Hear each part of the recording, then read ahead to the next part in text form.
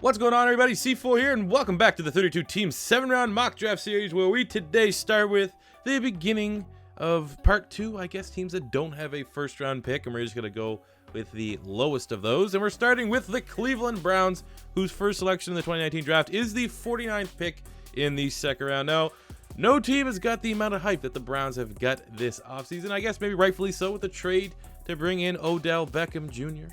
That's a big plus. You also gotta figure they brought in Sheldon Richardson. They brought a trade in to get Olivier Vernon from the New York Giants. A good scheme fit, good change of scenery. They brought in Morgan Burnett as a veteran safety. I mean, you know, who they lose? Outgoing. They lost draft pick, Jabril Peppers. I mean, Jabril Peppers showed a lot of promise last year, but really, is that big of a loss? You got Odell Beckham Jr. The optimism right now is out the roof for the Cleveland Browns. And they also got goddamn AAF MVP from the best AAF team ever, my team, the Orlando Apollos. Garrett Gilbert's the backup quarterback down to Baker Mayfield. But the ceiling is high. Maybe by the time this is all done, Browns will say, man, you know what? That C4 guy made a great mock draft. Let's trade the Philadelphia Eagles, Duke Johnson, for a very affordable price. That's kind of what I'm hoping for here. But without further ado, jumping in for the Cleveland Browns at pick 49 in the second round, I was selecting TRAYVON MULLEN, cornerback from Clemson. Now, he's a prospect that I have kind of come out and said I think is incredibly overrated, but that's because I think I've seen him so commonly mocked in the first round. I just don't see it. But I feel like in the second round, all right, that I can get behind that. It's just there's still a decent segment of people that talk about the draft to do draft content that have TRAYVON MULLEN as a first round prospect, and I just don't see it. But at the combine, he tested as expected, a 4.46 40 at 6'1", 200 pounds. He's your height, weight, speed cornerback, but there's just no production whatsoever. I'm going to do this literally on the fly. Let's look at TRAYVON MULLEN's production. So this is a guy, you know, super hyped cornerback, and he had 1 interception last year. He had 3 picks in 2017. Fine, it wasn't that bad. He actually looked better in 2017, I think, than 2018. He has that Nnamdi Asomugha reputation. Oh, they just didn't throw at him. And anytime I hear that, maybe I'm a little bit biased as a Philadelphia Eagle fan, but we got burnt on the Nnamdi Asomugha, so maybe that's why I'm overcautious when I'm talking about this guy going to another team. And I didn't have him just going and biting the easy, low-hanging fruit and saying, yeah, he's going in the first round. I'm going to agree with every single other thing that's out there. No. I am just gonna put him in the second round and feel comfortable about it, because when you look at the cornerbacks right now on the Cleveland Browns, you got Denzel Ward, fine.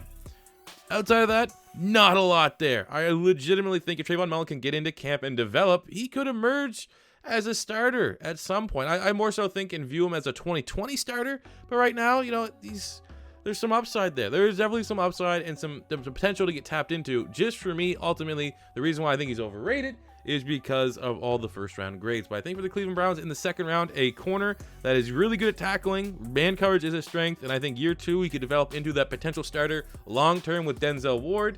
It's a good investment. Moving into the third round at pick 80, I'm selecting Bobby Evans, offensive tackle from Oklahoma. One of Baker's offensive tackles from college. Bobby Evans, 40 starts, so lots of production at a very high level.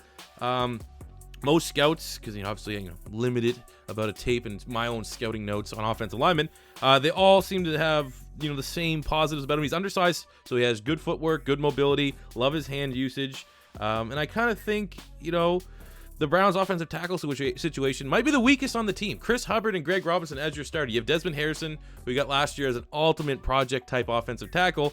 It's not very good, considering how much they want to try to run the ball, how much you want to protect Baker Mayfield.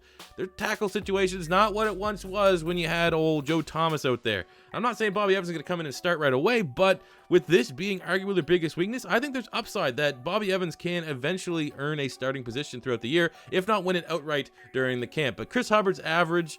Greg Robinson was a bust. He's turned his career around to be serviceable, but they don't have that franchise tackle. And I mean, obviously with their salary cap allocated to the more skill position and stuff, you might not be able to ever afford a franchise tackle, but just getting a good tackle would be an upgrade, I think, over what they have right now. And Bobby Evans in the third round presents that kind of value, that kind of opportunity.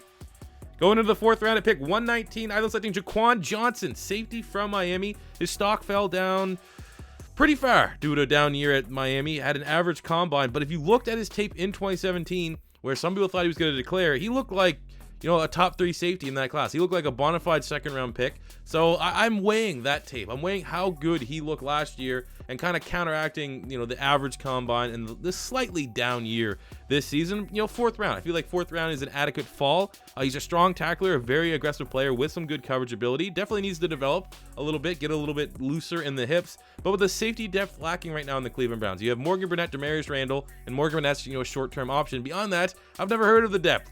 Jermaine Whitehead, Tiggy Senko, according to Outlets.com, that is the depth right now. Ew, if one of those guys go down, you're screwed. It's not like you have any versatile corners that can play both positions right now. So I think JAQUON Johnson, get a guy that has that tape out there. That's pretty solid, brings good tackling ability. Unless like the Cleveland Browns want to make Ray Armstrong a safety again, because he was a safety at the U as well. But I think JAQUON Johnson has safety 3 potential. If they have you know, certain packages that have 3 safeties on the field, he could see some more snaps as a rookie. But you're gonna get some special teams ability out of him as well. But definitely trying to address the depth there. Going into the 5th round at pick 144, I was selecting TJ Edwards, linebacker from Wisconsin. Very high IQ linebacker. I'm a big fan of him. One of my favorite linebackers in this year's draft class. He has proven production over 4 years at Wisconsin. 366 tackles, 37.5 tackles for loss, 8 sacks, 10 picks, 15 pass breakups. And then you may look at his pro day, you see his average athlete, I think he ran like 4.8s, low 4.8s. But his IQ, his instincts, put him in the right position at the right time, and it can compensate for it. And he's a leader. And Cleveland currently lacks linebacking depth. Right now, you have your starters there: Gennard Avery, Joe Schobert, Christian Kirksey. Who else do you have? Again, not much. You got Ray Armstrong, I guess. I think there's a legitimate shot TJ Edwards can go into camp and pretty much outright win that linebacker 4 spot and be the top depth there for the Browns center of the defense. Going to their second 5th round pick at 155, I'm selecting Albert Huggins, defensive tackle from Clemson. He had a huge combine, coming at 6'3", 305, ran a 5'1", 240, 35 reps on the bench press. Now, he got a lot of... His reputation was he's a rotational guy. Never could start. You know, always a bridesmaid, never a bride on the defensive line for Clemson. But when Dexter Lawrence went out with that drug suspension at like the worst possible time, like right as Clemson's getting ready for their playoff push, Huggins stepped in and the defensive line did not miss a beat. They still kept playing at a high level. He kept filling gaps. He was making some big plays. And that's kind of what, you know, started making me think, like, is this guy going to declare? Like, I'm intrigued by him. And then he came out and had that big combine. I'm sold on Albert Huggins as a unknown. He is an unknown commodity right now. Unknown ceiling. What do we know? Very limited tape. But I like what I saw, enough so that in the 5th round, once we get into day 3, I think you could get him and develop him into something. So you look at the defensive tackles on Cleveland. You got Sheldon Richardson, Larry Ogunjobi, TRAYVON Colley's been a nice little spot duty guy. But beyond that, I think a guy like Huggins can compete for that defensive tackle 4 spot. Like I said, it's an unknown commodity right now. If you believe that you are worth your weight in salt and being able to develop defensive players, Albert Huggins is the type of guy that you really, really want. Because, I mean, there's a bunch of guys that would probably go mid rounds, like kind of where he's going, that were starters, perennial All-Americans, that just wouldn't get an opportunity to start or play on Clemson because that defensive line was freakishly good, playing behind 2 bona fide first rounders of Dexter Lawrence and Christian Wilkins. So a guy like Albert Huggins, unknown commodity, someone take a gamble on him. I think it's going to pay out. Maybe it'll be the Browns. And then their last 5th round pick at 170, I'm selecting Greg Dortch, wide receiver from Wake Forest.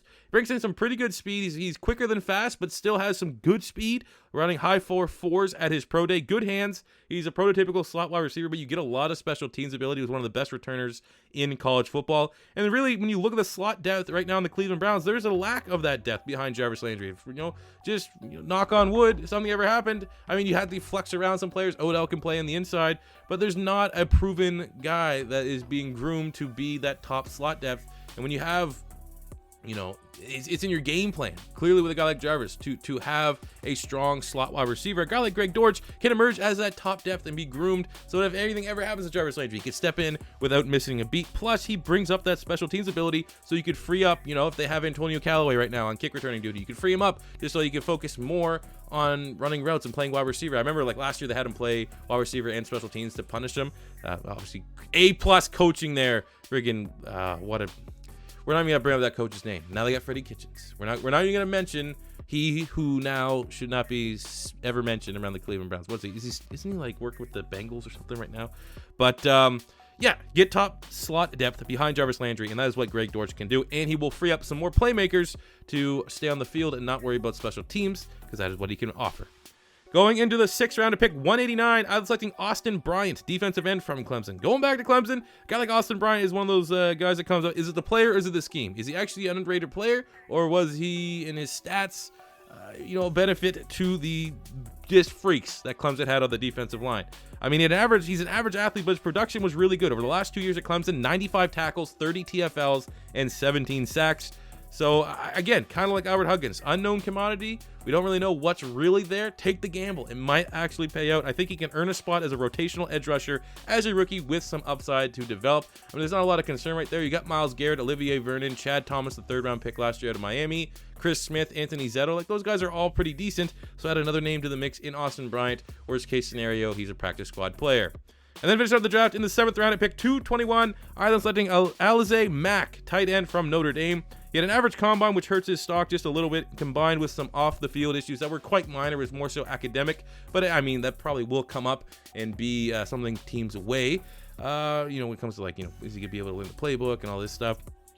He offers some upside as a receiving tight end. Tight end 3, I think, on the Cleveland Browns as a rookie. You get Njoku there, DeValve, who I think's from USC. But beyond that, there's just a couple bodies. And the Browns, for whatever reason, always like to roster a bunch of tight ends. So I think a guy like Mack, who some might be surprised that's still here in the 7th round. He was here in the 7th in my mock draft. It looks like for most 7-round mock drafts that I've kind of tried to see where his average draft position, he's going day 3, just anywhere in day 3, but usually not in the 7th round. So it could present a very nice value pickup here for the Cleveland Browns, who are definitely hoping from the tight end position that David Njoku continues to develop with Baker Mayfield and can take that next step to maybe establish himself as a bona fide top 10 tight end. But a guy like Mack can still offer very nice depth for the Cleveland Browns in case of injury. So there you go, guys. That is my 7-round Cleveland Browns mock draft. Brown fans in particular, let me know in the comment section below if you agree or disagree with this mock draft. As always, if it's your first time stopping by, don't be afraid to hit that subscribe button, smash the like button if you enjoyed. And until next time, it's C4 saying peace out.